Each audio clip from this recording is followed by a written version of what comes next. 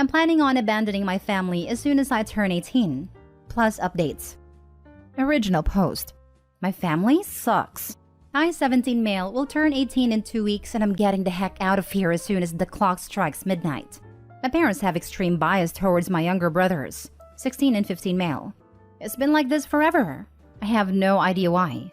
I've always been the one who had to do all the chores in the house. I also have always been forced to play every single sport I possibly could, to the point where my schedule was packed 365 days a year. My father told me it would teach me to be a real man. But my brothers never had to do any of those. They're both fat, lazy bums who sit around and play video games all day and all night. They miss school at least 30% of the year and are constantly spoiled rotten by my parents. They already have thousands of dollars from birthdays, Christmas, and other holidays. As soon as I turned 12, I was told I would no longer ever be receiving gifts from my parents other than bare essentials.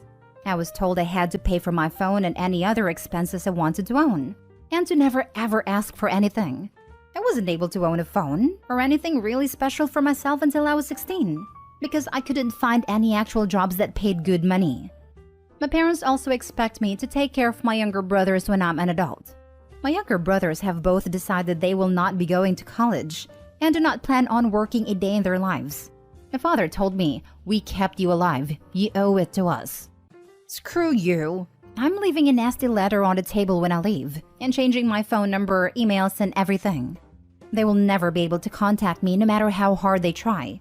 I know my younger brothers are gonna be screwed for life since they have zero experience in how to survive in the real world, but I don't care. That's my parents' burden now. I hope they go broke from having to fund my brother's lifestyles, and I hope they lose everything. I have no sympathy for these people and I will never feel bad no matter what happens to them. The only thing I owe my parents is the fact that because of the crappy treatment over the years, I am well capable of surviving on my own in the world. I'll be going to college to study finance in Virginia, and they have no idea I've been accepted to any college, never even asked. And I'm also very physically fit due to playing 6 sports a year. However, the trauma will never go away.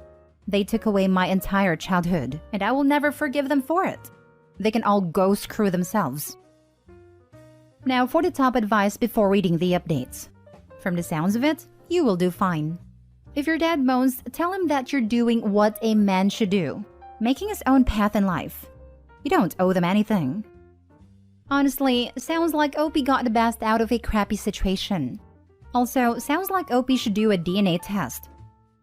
One suggestion I have for you when you're out before you change your phone number. Contact your local police non-emergency line and tell them you are not missing and that you chose to leave. That you don't want contact with your family. Make sure they understand you're not missing, even if your parents give them their names to try and report you missing. Hey, thanks for the advice. I was thinking about this last night after posting this. It's very strange that they treat you so different, but you have no explanation as to why. Other times I have heard stories like this. It was because the child did not actually belong to one of the parents, usually the father. Ever had a DNA test? I was gonna say the same. Seems like the usual explanation for these scenarios when the difference in treatment between siblings is huge. I'm curious about whether Opie's mom is as harsh as the father. Really disgusting what primitive animals people are. I got the same treatment in my house after my dad remarried and had kids with my stepmom, and it was him doing it, not her, until he kicked me out at 17. Then I stayed with my aunt and uncle. Exact same treatment there because I wasn't either of theirs. In fact, I got a speech my first day there. You're not one of our kids and we're not going to pretend you are. So don't complain that is not fair later because we're telling you right now. It's not going to be. Verbatim. I'll never forget it. They seemed to go out of their way to humiliate me and make sure I was subordinate to their younger, very poorly behaved, spoiled, rotten kids. Went out somewhere once and left their 12-year-old son in charge of me, 17 at a time. Normal people hire 17-year-olds they're not even related to be in charge of their children when they're away, but they had to make sure I and their kids knew how worthless I was. Amazing. Now for the first update 2 weeks later. I'm happy to report that I am officially gone. So the last 2 weeks after I made this post have been crazy stressful, but I'll sum them up here. I changed my number a few days ago by calling my SIM card provider. Then I went and got a copy of my birth certificate since I don't know where my actual birth certificate was. I couldn't just ask my parents. And I also made sure to check that my bank account was secure and not shared with my parents. I purchased a plane ticket last week to fly in Dulles International Airport in Virginia, just outside of where I'll be attending college in Fairfax. Finally, I called one of my cousins whom I am very close with and asked him to please pick me up at around 12:30 a.m. last night. He agreed with my decision to leave and told me he was proud of me for taking action to improve my life. I packed my stuff up after everyone had gone to sleep and waited. I decided to keep my note to my family short and sweet. All I wrote down was that I was moving to go to college in California, LMAO, and that I was never coming back. So last night, my cousin picked me up. We went to the police station where I gave them my proper identification and informed them that I am not missing, and I'm leaving on my own accord now that I'm 18. They told me they'll keep it in mind and will watch out for that potential call in the next few days. I got a few hours of sleep at my cousin's and then flew out of New Orleans International at 6 a.m. I am now sitting in my college dorm 950 miles from home, and I've never been happier in my life. I can't wait to meet new people and finally enjoy my youth. Thank you to everyone who gave me great advice on here and commented their support. I didn't expect this post to take off like it did, but I'm happy my story has affected so many. I will update again in a few weeks. Second update, September 8, 2022. This post took off again these past 2 days. My phone has been blowing up with demands for an update, so I shall deliver. Life has been good. I've been in contact with a cousin who helped me and also a few other family members from back home. He said that my mother came to their house the day after I left to talk to my aunt about me leaving. She cried and gave my aunt this whole sub-story about how she can't believe I would abandon them. And my aunt told her maybe she shouldn't have treated me so wrongly throughout my whole life, which caused a huge fight and ended with my mom being thrown out of their house. So it seems me leaving has caused pretty much the uproar I imagined. I've been doing well, met plenty of new people, and made friends via classes and dorm neighbors. I'm in a better mental state that I've been in a very long time. I feel so relieved, and it just feels like a huge weight is lifted off my shoulders. It feels so good coming on here and reading all the support and positive comments I'm receiving. I'm really grateful for this community. I will continue posting updates in weeks to come. Thanks for everything, everyone. I don't understand what the parents' endgame was here. Why the hell would they treat their oldest son like an adult from the age of 12 onward and make their other kids absolutely incapable of dealing with life? What was the point of that? I bet $20 OP wasn't a planned child, or the parents have this firstborn child responsibility mindset. Or he wasn't the father's child. Maybe mom only married dad after she had been knocked up by someone else? That's where my mind went also. A fair kid. Even if it's true that the 4 other person of the family are POS, I hope OP is getting better and better. We kept you alive. You owe it to us.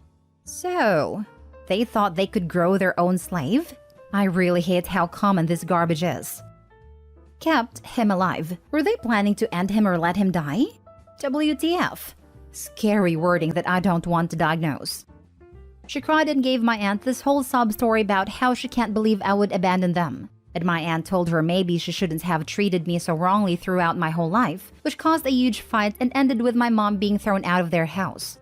Can we take a moment to appreciate the aunt saying a, well, if it isn't consequences of your actions, and get the hell out of my house with your lying denying BS. Yeah, the aunt and cousin are also some real stars here. It's good that OP wasn't entirely alone in that family, even if his immediate one sucked. I'm choosing to believe his extended family was all waiting on his 18th birthday to start giving just desserts. Nothing OP said sounds egregious enough that any kind of law would care about it. Last story. Can my parents force a paternity test? Original post. My wife was assaulted. She got pregnant, and the baby could be mine or the offender, but we decided to keep the baby and raise it as mine. We never want to have a paternity test done on the baby because this could be devastating to her relationship with my wife. I'm a massive moron, and after my daughter was born, I let slip to my parents that she might not be mine biologically. I tried to backtrack, but my parents kept pushing and pushing until my wife sat them down and explained the situation. They do not believe her. They think she cheated and that she's using me. Now, my parents have approached me about taking a paternity test. They want me to contest paternity and leave my wife. I do not want to. I made a commitment to my wife and daughter and I stand by it. I trust my wife, but my parents don't. They told me that if I refuse, they will go to court and compel me to do a paternity test to absolve me of responsibility for the baby. They want me to leave my wife regardless. I am planning to cut contact with my parents over this, but is there any way that they can legitimately force me to do a paternity test? Is there something I can do to prevent this or fight them? Now for the top advice before reading the update. Your parents have no standing or say in this matter and cannot compel you to do a paternity test. But they could take a swab from the child on the sly and test whether they're genetically related to him/her, which would have the same result for the wife's relationship with the child in the end. Yes, OP might not want them to have access to his kid and maybe block all contact with his parents. They cannot compel a paternity test. It's probably wise to deny them any access to your daughter. They might try to swab her and have a test done.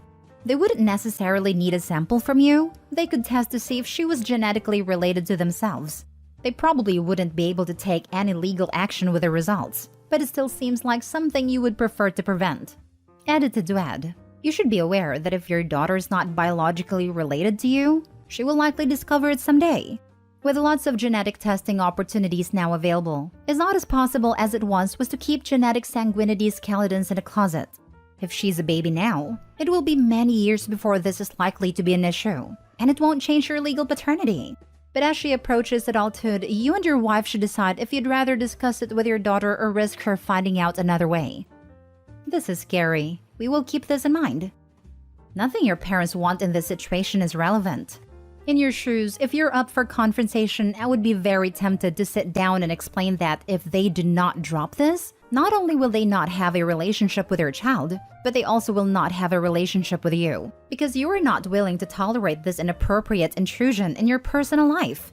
People don't like having boundaries enforced on them, and this conversation will end badly. However, once your parents have cooled down, either they will accept your decision or they won't. If they don't, then follow through. Legally speaking, they have no standing. They'd have to be either of the purported fathers to do that, or to have some kind of legal right, such as guardianship, to look out for the father's rights. As your parents, they don't have that. Even if you were a minor, this is largely your and your wife's call. If your parents somehow actually find a lawyer willing to entertain this, or proceed pro se, and file an actual paternity suit, have a lawyer handle your response. The lawyer is there both for professional insights and for emotional distance, to provide a less invested perspective to help you decide how to proceed. And now for the update. I'd like to take a minute to say thank you to everyone who responded to my last post. Your advice helped prepare me for what came next.